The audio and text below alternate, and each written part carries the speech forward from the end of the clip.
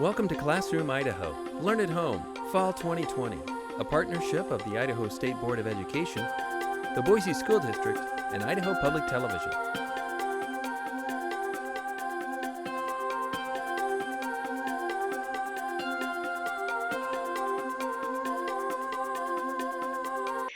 Hello, everybody. My name is Allie Howell, and we are here with Classroom Idaho.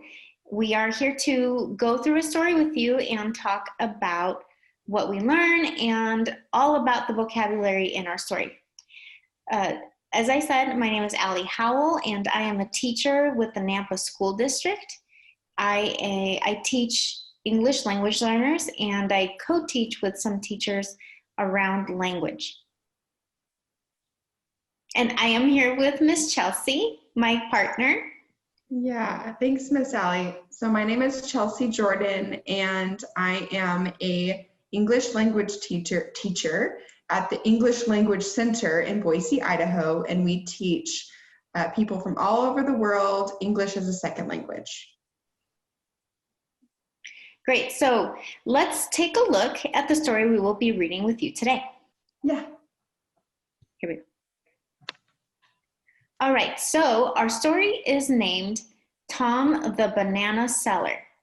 It is written by Humphreys Odunga and illustrated by Zablon Alex Nguku. The genre is realistic fiction, and that means that the story is not real, but it could happen. Great. All right, so before we read this story, I'd like us to think about maybe this theme of the story and what we're going to be learning about today. So I'm going to ask you to picture this. And my internet is being slow. No worries. I don't know why it's That's odd. You want me to pause it? Yeah. Okay. All right. So I want you guys to picture this. So you'll think in your brain of the word that I say, and it will be probably a person. Okay. I'd like you to think of that person and picture what they look like, what they're doing, and then we will talk about it. Okay. All right, so the first person I'd like you to picture is a teacher. So think of a teacher in your head, and what are they doing? What do they look like?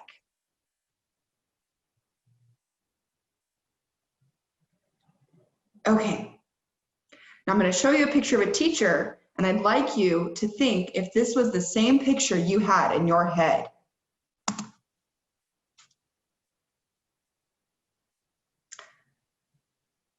Yeah. Well, Miss Chelsea, I was thinking of teachers I have had, and I was kind of picturing an older woman with white hair, and I wasn't thinking of a young man as a teacher.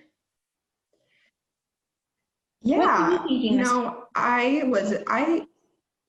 think I was thinking of the teachers I work with now, and the teachers I work with now are I've pictured kind of a young woman, actually. I wasn't expecting this young man, but that doesn't mean he's not a good teacher. He's definitely a good teacher, and he's a teacher.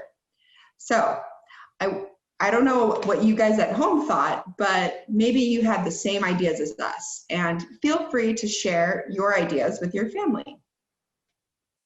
Okay, so let's do this again. Picture a scientist. So remember, be thinking, what do they look like? What might they be doing? Yeah.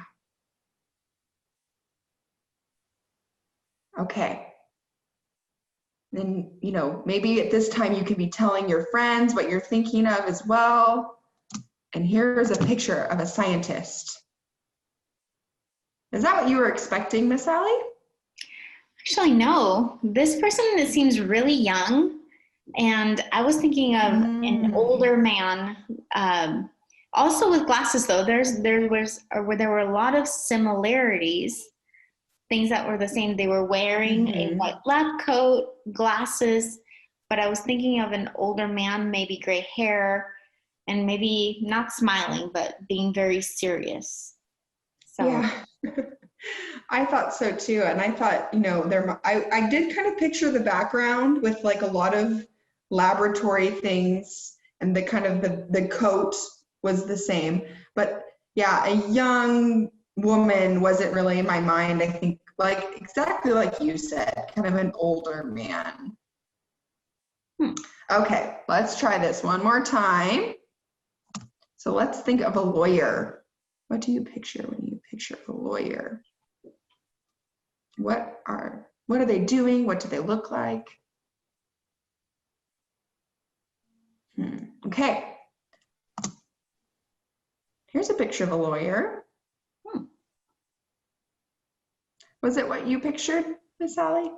No, I was thinking of a person in a big courtroom with dark walls, and I was thinking of maybe a tall, I was thinking of a man that was tall and very serious, maybe older, not like gray hair or anything, but yeah, in the suit with a lot of people around watching them. What were you thinking, Miss Jordan? Yeah, I thought the same type of thing. I was thinking of the movies and the TV shows I've watched that have lawyers in them. And the majority of those shows that I'm thinking of have kind of these like middle-aged or young men with like very fancy suits, very important looking, right? So yeah, I didn't really think this would be the picture in my brain, but I'm happy to see this picture.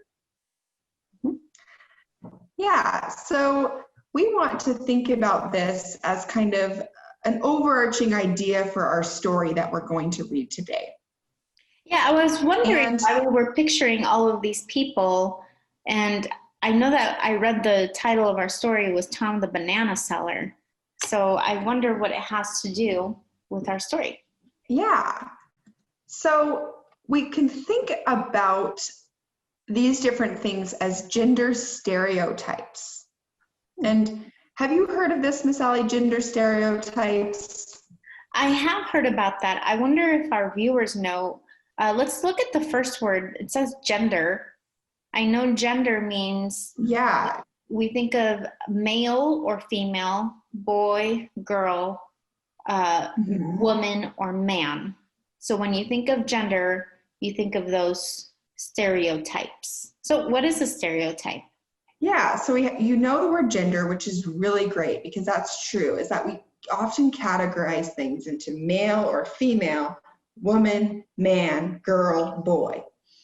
And stereotypes are when somebody it's usually a bad thing. When you hear the word stereotype, it isn't really fair. So like this definition says, it says unfair and untrue belief that many people have about all people or things with a particular characteristic, which means that these people that all look this way or are this way are the same.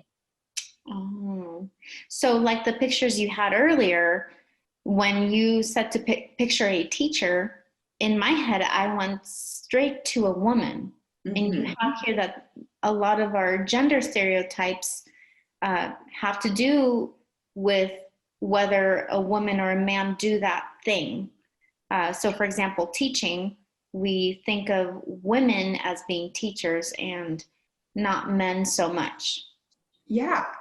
And for example, the scientist, right? So I think, we both kind of thought of a man, and that can be due to a lot of reasons. Maybe it's because the movies we watch or the TV shows we watch or the people that we see are men being a scientist.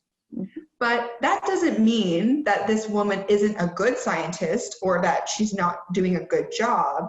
And so that's when a stereotype becomes something that's unfair and untrue, is if you meet a woman scientist and you think, is she really that good of a scientist? Right. And that's when it's a stereotype, right? That's true.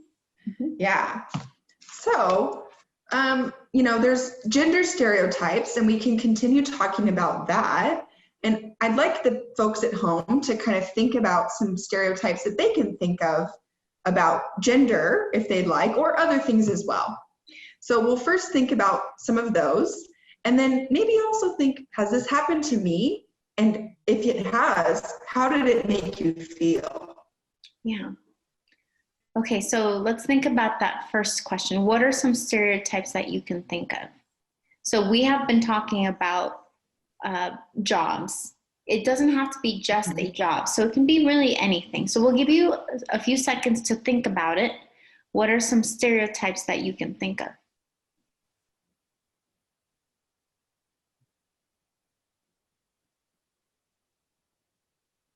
Yeah, so, Miss Sally, do you have any other ideas?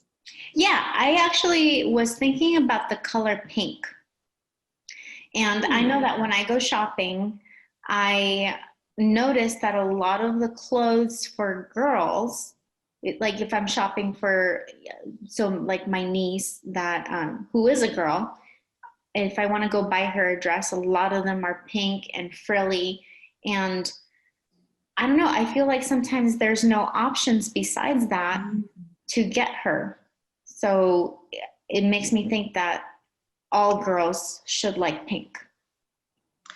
Yeah, I like that point, because then what if a boy likes pink? Maybe he feels like he can't, or, the girl doesn't like pink and all the clothes are pink. Right. Yeah.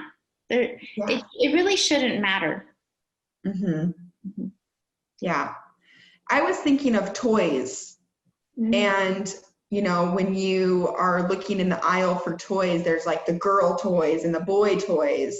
And I know when I was a kid, I didn't really like the color pink. And, I liked to play with the stereotypical girls' toys, but, I wonder if they weren't stereotypical, if I would have liked playing with the other toys, right? Right. Yeah, that's a great point. Sometimes the toys that girls get and the boys get are very different. Okay, so let's talk about the next question. It says, have you ever been stereotyped and how did you feel? So take a few seconds to really think about it.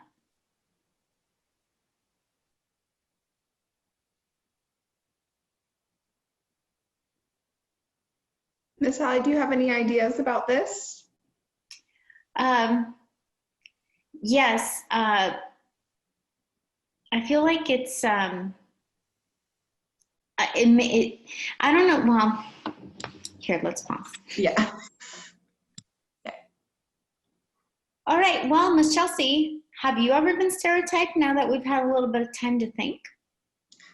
Yeah, so I was thinking of when I was a kid, I really liked the game lacrosse. And lacrosse has boys teams and girls teams, just like most sports, but I wanted to play on the team that had boys. And girls could play on this team, but once I played on the team, I was one of the only girls on this team. And most of the boys on my team and the other team and my coach sometimes didn't think I could do just as well as the boys, and wouldn't, let me play the certain position, or would, they would say, go easy on her, stuff like that. And so it made me feel sad, because I was, really wanting to play this game, and I really thought I was good at it. And so I thought that, at that age, we were, pretty level. And so I thought it made me feel kind of angry and sad that I was just from looking at me, they made a decision. They didn't let me play and see how I played before making a decision about me. Okay, so you're saying that they didn't check to see if you could, they just made a judgment. Yes. Okay. So exactly. We're going to talk about that word later on, but I want to go back to what we said about stereotypes being unfair. So when we're unfair, we can cause people to feel sad or angry, just like you felt when you were playing lacrosse. Exactly. And it's just, you look at that, I was looked at and immediately made a judgment, and that made me feel, yeah, it was sad. Yeah. Okay. Well, I hope that by us learning about stereotypes, that we don't always use them, and that we do judge people fairly instead of unfairly. I hope so too. All right, so we're going to move on to our story now that we have a little bit of information about what we are going to be reading about. And we wanted to tell you where we got our story from. We got it from a website called Storybooks ESL, and it's a free website that has stories from across the world. It's called Global Storybooks because they come from different places. And the ones we are using today are from the African Storybook. If you wanted to check out more of their stories or some of the stories we have done on some of the other videos, you can go to the website at https://global-asp.github.io/storybooks-esl/#. Sorry, I know that was super long, but if you want to take a minute, go ahead and write that down. If you have a piece of paper, we can wait just for a little bit. Or if you can pause your TV while you do that. Great. All right, so let's start the story. So I'm going to read the story today, and it's called Tom the Banana Seller. And while I'm reading, feel free to read along, and we'll look at the story. Okay, so Tom the Banana Seller. Tom carries a tray of ripe bananas. So it looks like up here is the tray. Tom goes to the market to sell bananas. I see that he's carrying his tray on top of his head still as he's walking to the market. Yes, he is. And here we are. People at the market are buying fruit.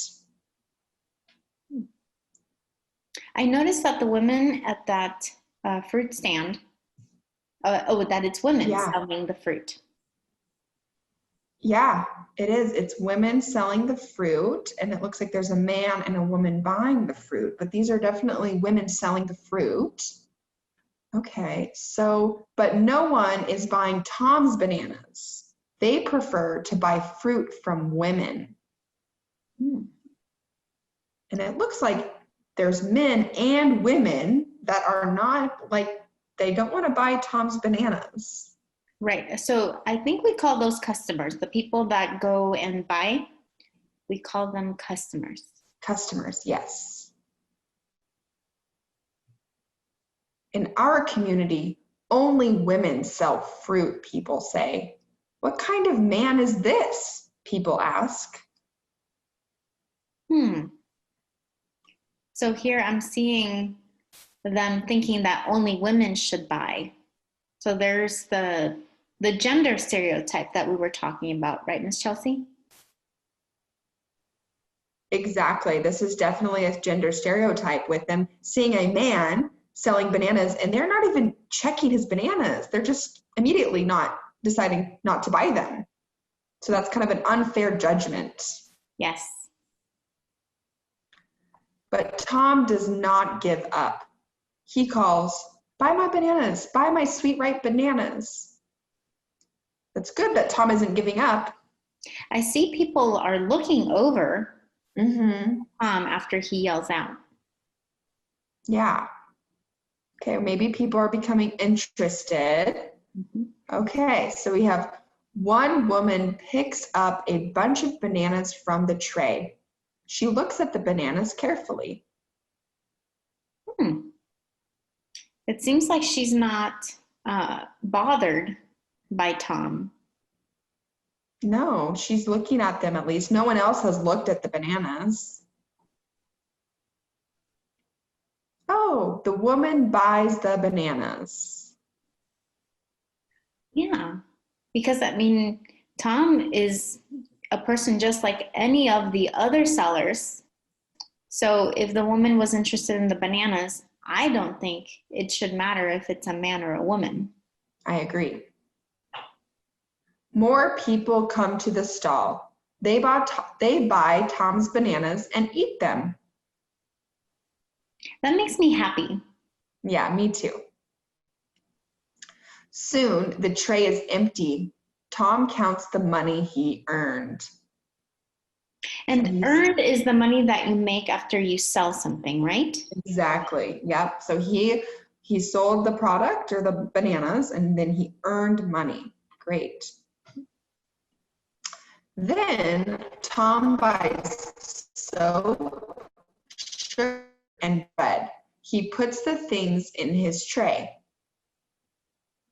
So then the money that he earned, he's able to use to buy other things? Yes, yes. Okay. It's a good day for Tom. Mm-hmm. Tom balances the tray on his head and goes home. Is balancing like making sure that it doesn't fall? Exactly. Yeah. So if the tray was falling off, it would not be balanced, it'd be unbalanced. So he's making sure it doesn't fall off. Good. Good. Okay. So that is the end of our story. Recording now. Okay.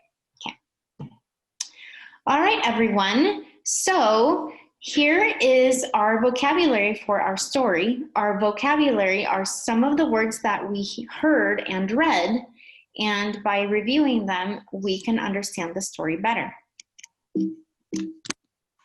Our first word is ripe. Miss Chelsea, would you say the word with me 3 times? Ripe, Ripe, ripe. ripe, ripe, ripe. Awesome. Okay, so this word is a fully grown and developed and is ready to be eaten. It is an adjective. So that means that we use this word to describe things. So if I was to describe this strawberry or this banana or these bananas or these berries, I would say that they are ripe because they are fully grown and ready to be eaten. Especially the strawberry, I can tell it's ripe because it's nice and dark red and it doesn't have any white edges or green edges. Same with the banana. When it's ready, it means that it's maybe sweet and it's going to taste really good and it's not green. And then we have over here the I think they're blackberries. And so when they're ready and ripe, they're a nice dark purple black color. I'm sorry, Miss Chelsea? Oh, they look delicious. Yes, they do. And when they are unripe, I wanted to talk about when they're not ripe, that they are not fully grown or ready to be eaten. So here's the same fruits and they are not ripe. So make sure that the fruit that you get is nice and ripe and ready to be eaten. So sometimes we see the colors aren't quite as vibrant or as colorful when they are unripe. Yeah, I don't think they taste as good. I've tried like unripe strawberries and berries, and usually they're a little sour when they're not ripe. Yeah, and that's the thing I have noticed the most too, is fruit that is not ready is pretty sour. And it could be other things besides fruit too. It could be vegetables. So, I think those are the usual 2 food items that we talk about when they are ripe or unripe. It's fruit and vegetables. Yeah. Some people like unripe bananas though, like green bananas. Some people prefer those, but not too green. Yeah. Just a little bit. Mm-hmm. Okay, so let's go ahead and use the word in an example. So I have here, I said, oh, let's pause. I noticed that I have this match and I didn't put the picture. Sorry. Oh, No. you're fine. Hold on a second. I'm gonna, hold on. I don't know how I did that. What happened? I don't know why I did that. Here. Oh, just a second. There we go. So I'll just start where I start this. Right. On my screen, it's just showing still the flame. Oh, really? Yeah, Oh, weird. Okay. it hasn't changed at all yet on my side. Okay, that's. Oh, I'm resuming share. I guess I stopped sharing. Oh, okay. Can you see it now? Can I get back into Zoom? Oh, Oh my weird. gosh, it's like a tiny, okay. Yes, now I can see it. Yep. Okay. All right. Sorry about that. Okay, you're fine. Oh my gosh, I feel like there's so many things you're gonna have to edit. It's okay. You had to edit the first one, and I don't think I'll ever be able to repay you for that. So like, yeah, I'm good. It's all good. All right, good, good. Okay, so I'm gonna go ahead and resume recording. Okay. Oh, What? I think it's been recording the whole time. Ah. Sorry. Okay, all right. Okay, so now we would like for you to use ripe in an example. I'll give you an example, and then it will be your turn. Here's mine. I could tell the banana was ripe because it was yellow. So now let's have you do one. Here's a sentence frame you can use. It says, I could tell the blank was ripe because blank. So the first blank is for the fruit or vegetable, and the second blank is how you know if it's ripe. So I'll give you a few seconds to think about a fruit or a vegetable, and then you can say it as well.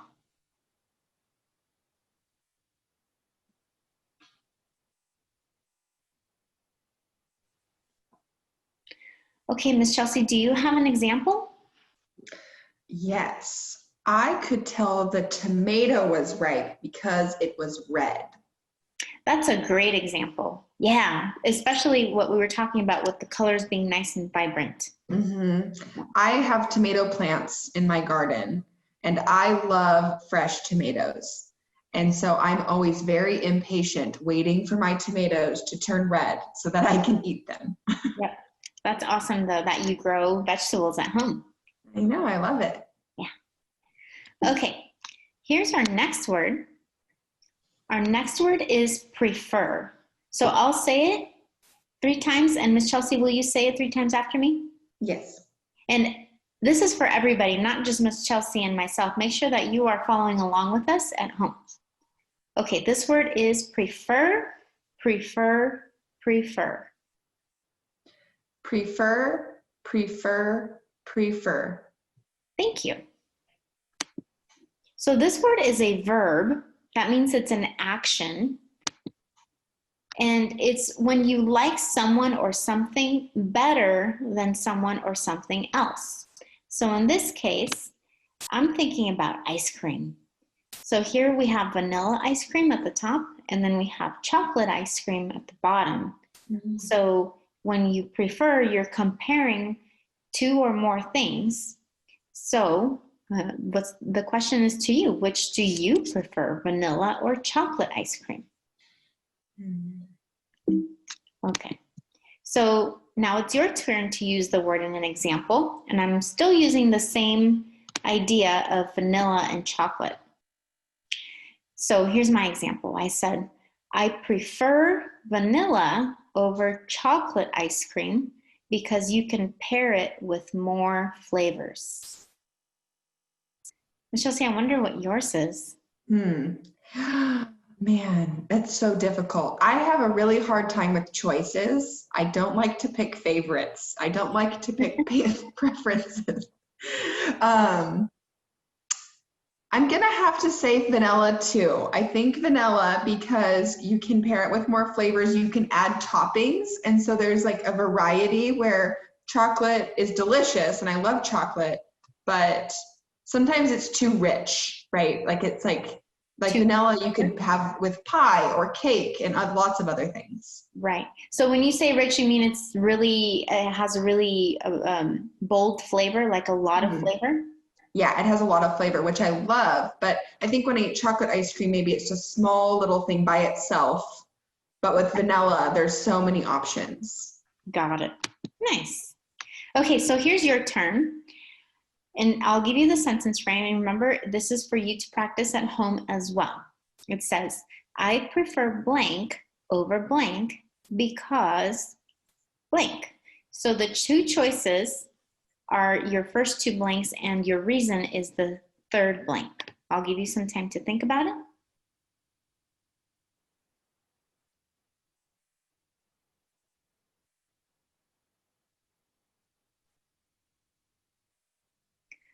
All right, Miss Chelsea, did you think about something? Yes. So I said I prefer blue or bright colored clothing over dark colored clothing because it makes me feel happy. Oh, I love the choices that you made, especially clothing, because that's something that we get to choose every day. That's a choice we make every morning when we are getting ready for our day.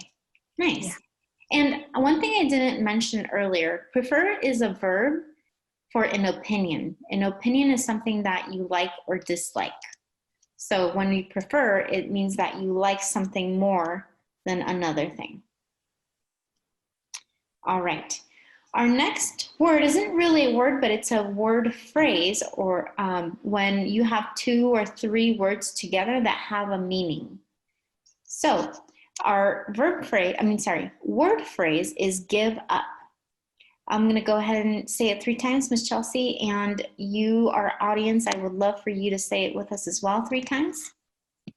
So give up, give up, give up. Give up, give up, give up. Thank you. So it's a verb phrase. That means it's an action. So it's something that you do. And what it means is to stop trying or stop doing something, usually because it seems impossible, like you can't do it. So when we give up, sometimes we feel sad. And I noticed the boy here, he's got his head buried in his arms. The girl has her hands open, like she just doesn't know what to do. And sometimes when we give up, sometimes they think of the white flag to show that you don't want to keep trying or that you aren't going to continue. So if you ever see a white flag, that's what they mean. It means that they give up. Okay, so let's use give up in an example. I said, sometimes I feel like I want to give up when I can't get something right. And you see the person over here on the computer. And I know right now a lot of people have been really stressed out having to do school or work at home. So sometimes we feel like giving up because technology can be very difficult or frustrating. Okay, your turn. The sentence frame says, I feel like I want to give up when. So think about what is something that makes you want to give up sometimes.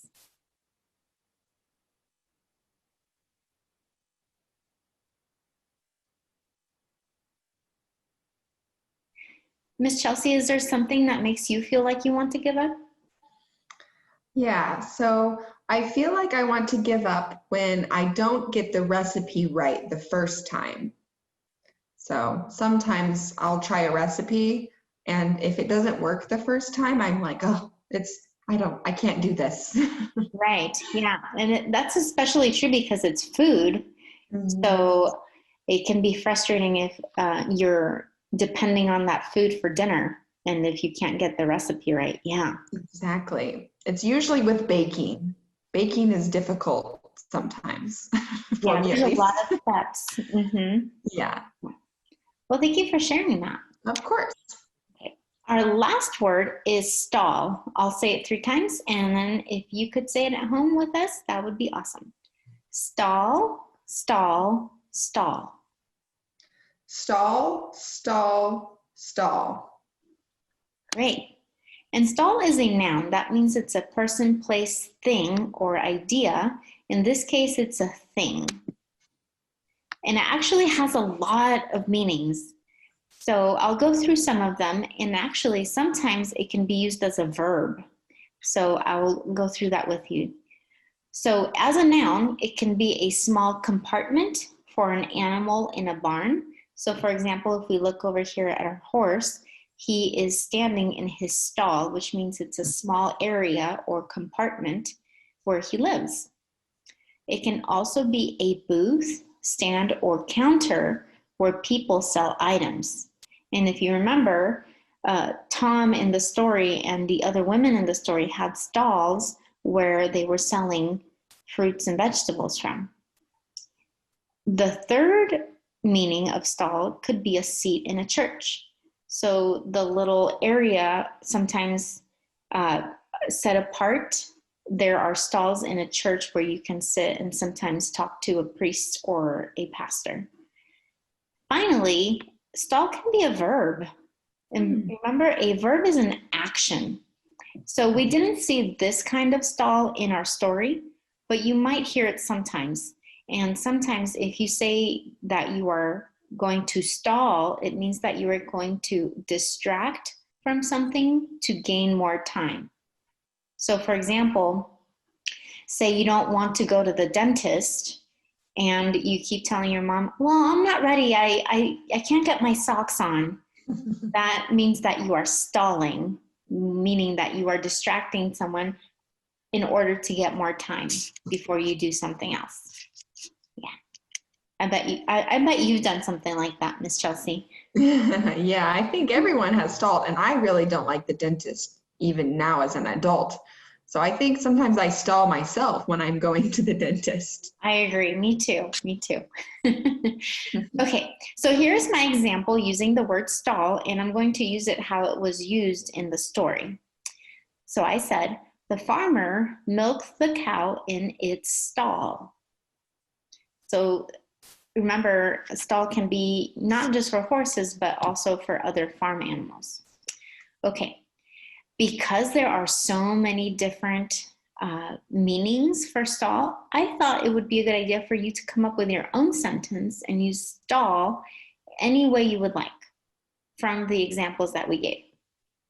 So I'll give you a few seconds to think about using the word stall in a sentence.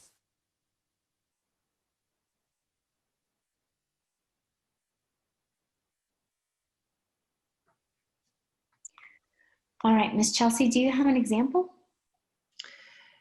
Yes, so I saw a local vegetable stall near my house. Okay, yeah, so sometimes we see stalls nearby in neighborhoods where kind of like a fruit stand, right? Mm-hmm. Yeah, like the smaller part of the fruit stand. Yeah. Mm-hmm. Nice. So is that what it is? It's not the whole fruit stand or the whole market, it's just a little part of it. Yeah, that's what my impression is, that it's not the whole market, but there's the individual stalls where you can go to buy the specific product or Okay, the specific thing. well, that's good to know. Yeah.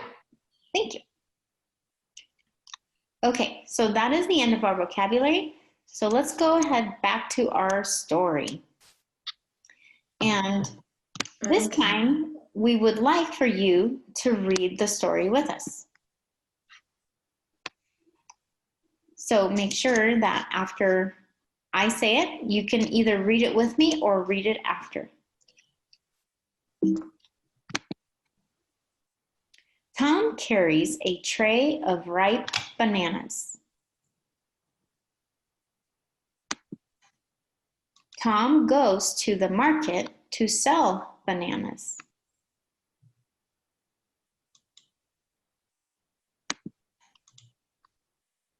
People at the market are buying fruit.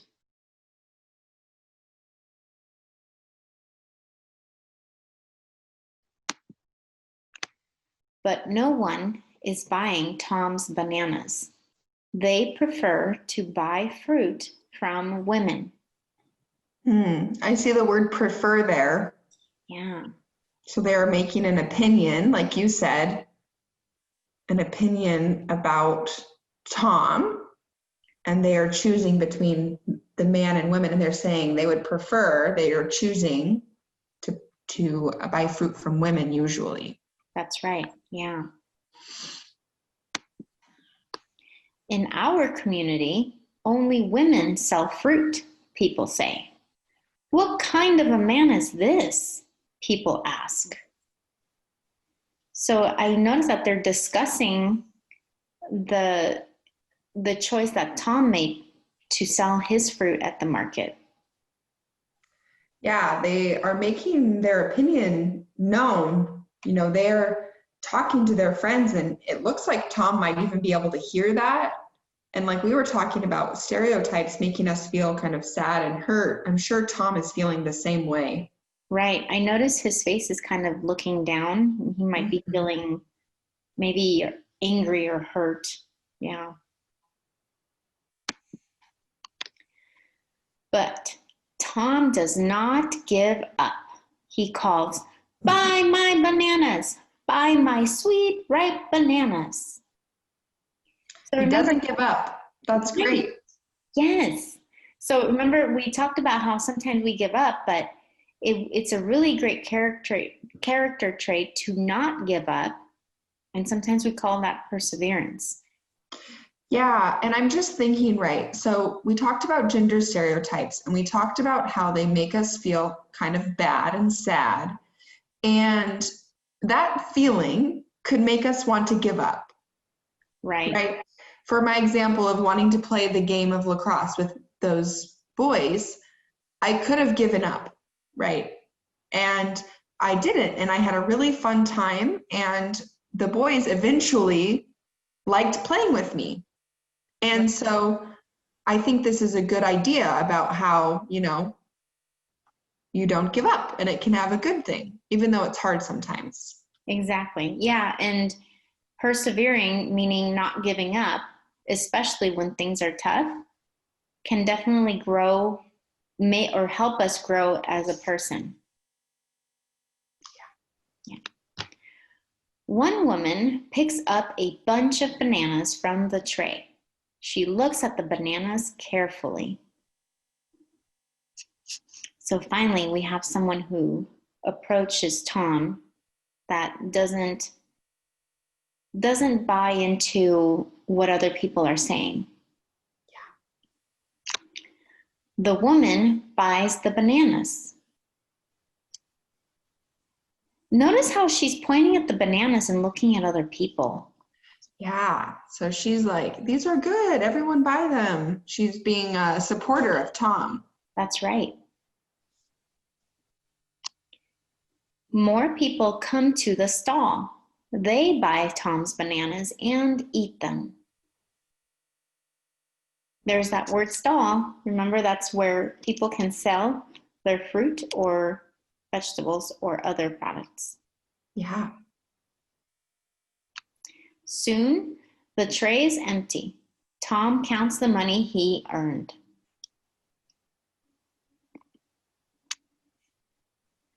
Then, Tom buys soap, sugar, and bread.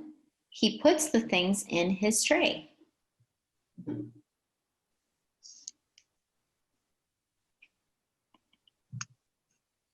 Tom balances the tray on his head and goes home. Great. That's so great for Tom. I know. I notice he's smiling. Mm-hmm.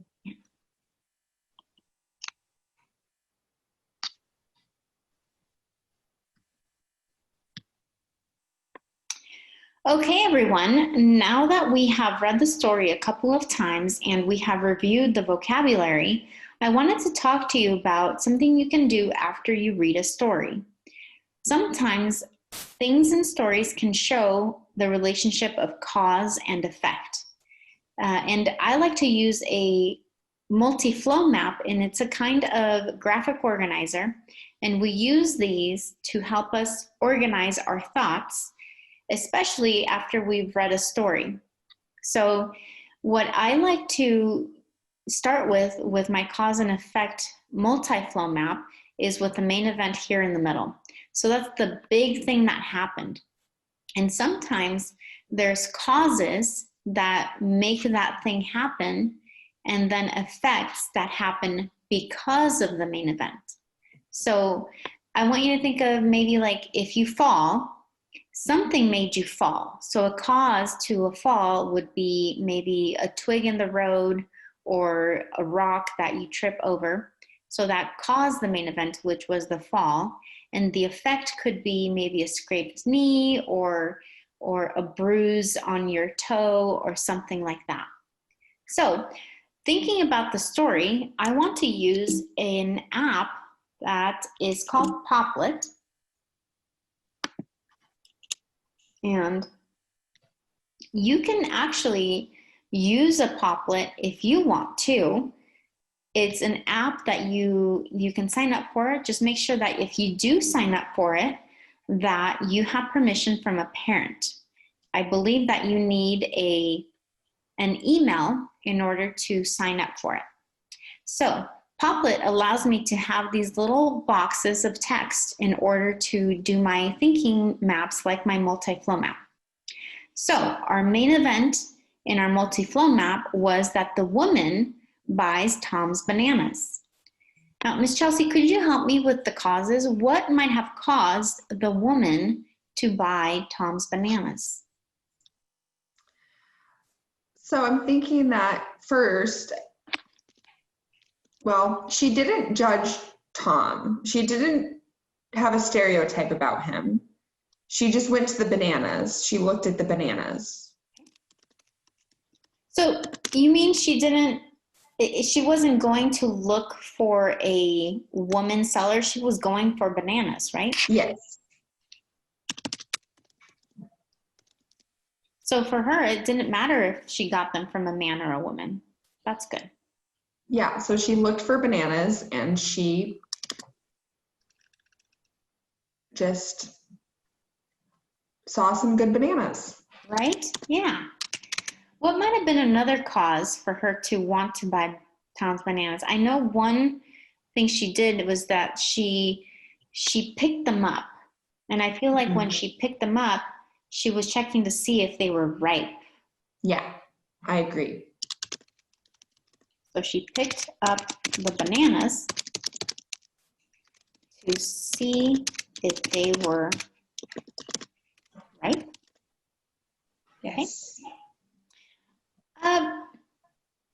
What made her go over there? Do you remember what made her go over there? Oh, yeah. So Tom, he didn't give up, right? He was yelling, buy my bananas, buy my sweet, ripe bananas. Oh, that's right. Tom was, advocate or trying to get people to buy his bananas. So he calls out, buy my bananas. Yes. Notice how I use quotation marks, because make sure that if you're using evidence from the text and it's straight from the text, that you are saying that it's coming from there. Good. Okay, good. So these are some causes that we noticed. Did you notice anything else, Ms. Chelsea?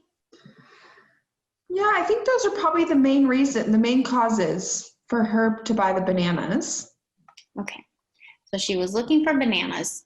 She hears Tom calling out for people to buy his bananas, and then she picks them up and she sees if they were ripe.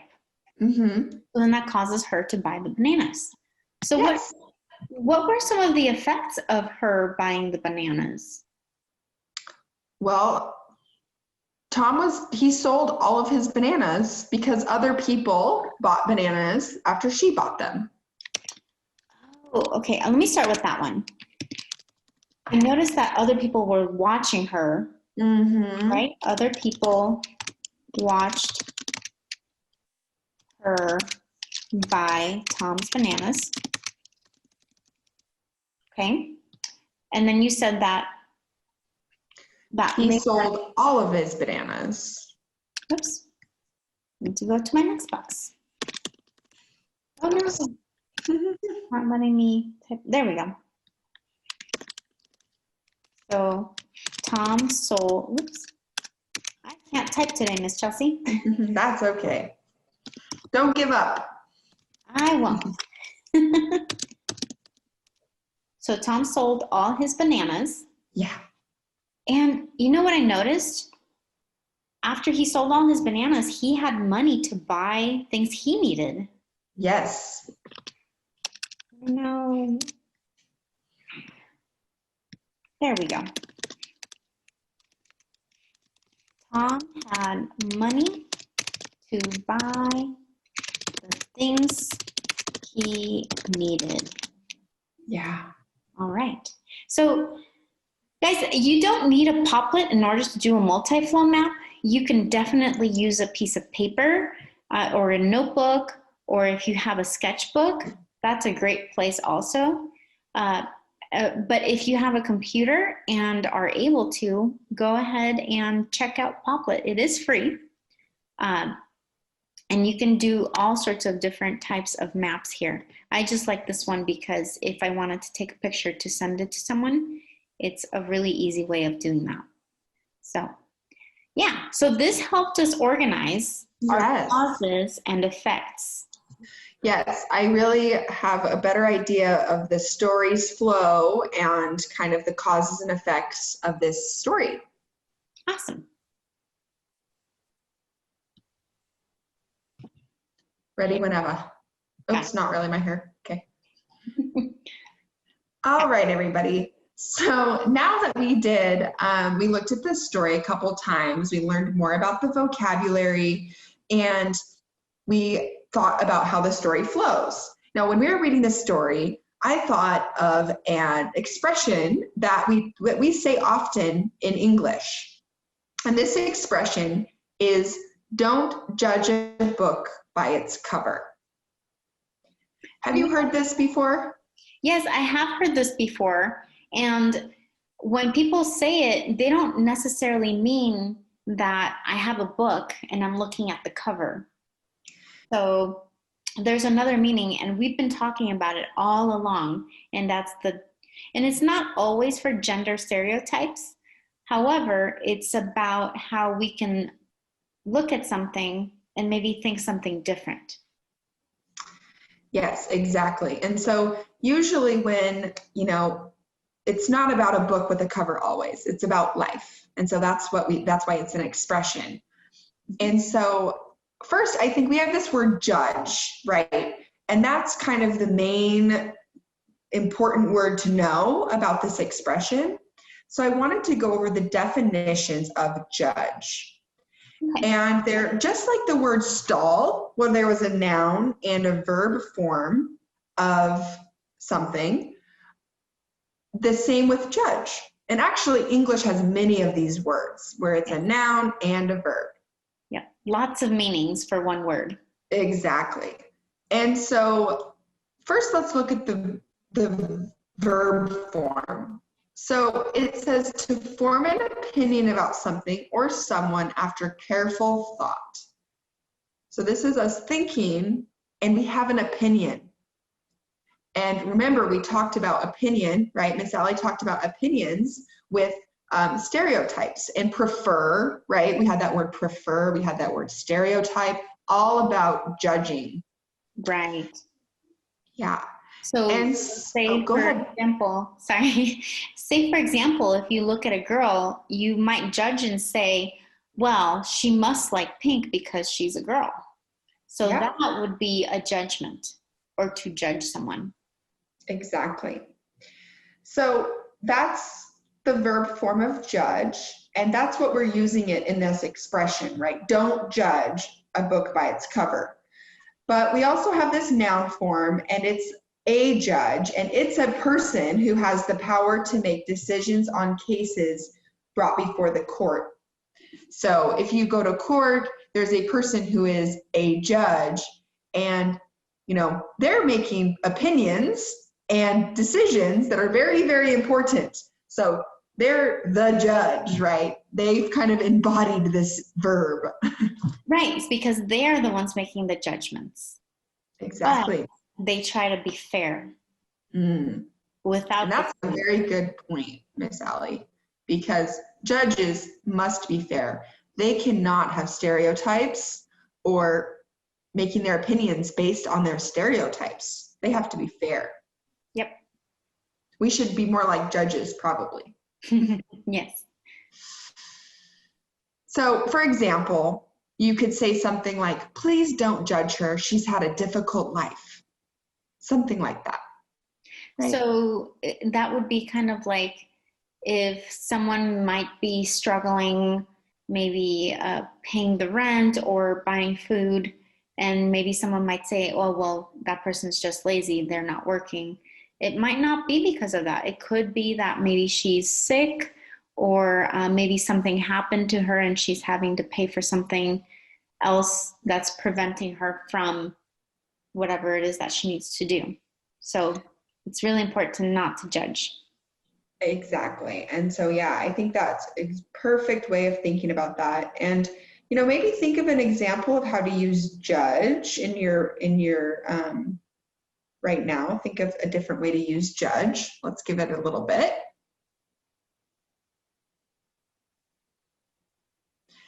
Miss Allie, do you have an example of judge, maybe? Honestly, I keep thinking of the don't judge a book by its cover. And I keep thinking about, well, why do they say that? Why do they use the book idea? And yeah. Honestly, if I look at a book and the cover is blank, or maybe it just has the text and there's no pictures or anything, I feel like I'm thinking, oh man, this book must be boring. So I would just set it aside. However, oh, I like your picture. However, it could be that if I open and actually read the story inside, I might actually like it. So by not judging the book by the cover, I am allowing myself to learn or to enjoy what the inside says. Exactly. And so I have this picture of many different covers of books, and they're all kind of different. And, maybe some of them look kind of boring, and the colorful ones you might want to grab. But, there's probably some good books in here that, like Miss Allie said, are really interesting, even if their cover is boring, right. It's maybe not as exciting as you would want. Exactly. Okay. So overall, what we can say is that don't judge a book by its cover means to don't think something about someone based on their looks or their background. I think we should be like the woman who bought the bananas from Tom. Yes. She didn't judge him by being a man. She looked at what he was selling, and what she needed was bananas. So to her, it didn't matter if it was a man or a woman. She wasn't judging him. She was making her decision based on what she needed. Exactly.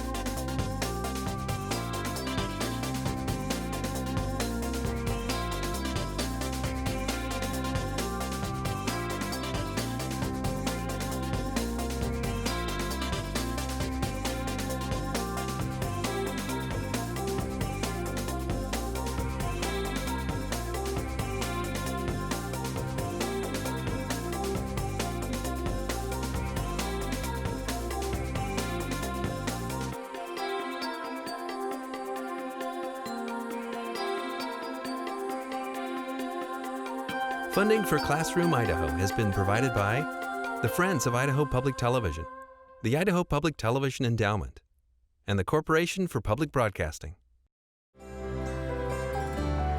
You're watching Idaho Public Television's Create channel.